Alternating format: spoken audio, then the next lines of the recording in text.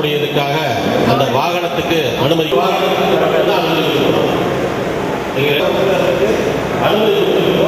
அந்த வாகனத்தில் பெரிய ஒட்டி வச்சுக்கணும்.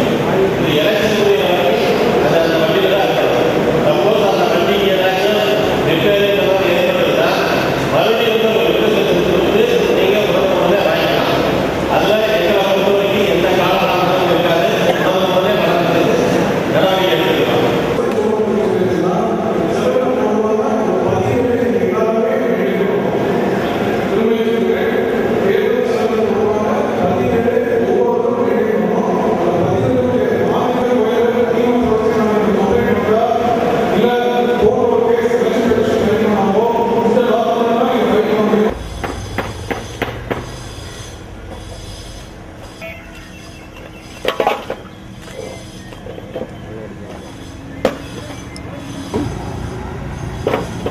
எதுண்ணே டைமென்ஷன் நோட்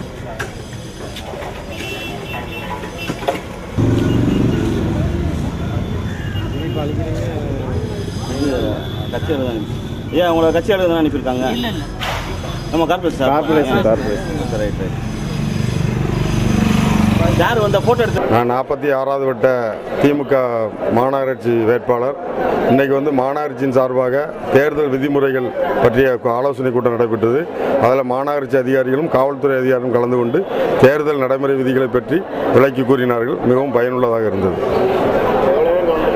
இதில் ஒரு 90% போட்டியாளர்கள் இதில் கலந்துக்கிட்டாங்க. நான் தூத்துக்குடி மாநகராட்சியில் 8வது வார்டில் கவுன்சிலர் பதவிக்காக போட்டியிடுகிறேன். இன்று தூத்துக்குடி மாநகராட்சிக்காக தேர்தல் நடத்தை விதிகள் குறித்து கூட்டம் நடைபெற்றது. அதில் காவல்துறை அதிகாரிகள் தேர்தல்கள் கலந்து கொண்டனர். எப்படி நடந்துக்கணும், தேர்தலில் என்ன நடத்தை விதிகள் பின்பற்றணும் அப்படின்னு சொல்லி நிறைய இன்ஸ்ட்ரக்ஷன் கொடுத்துருக்காங்க. அது எங்களுக்கு ரொம்ப யூஸ்ஃபுல்லாக இருந்துச்சு. நன்றி. சுமார் ஒரு 300-400 பேர்கிட்ட கலந்துருப்பாங்க. என் பேர் மாலாதேவி.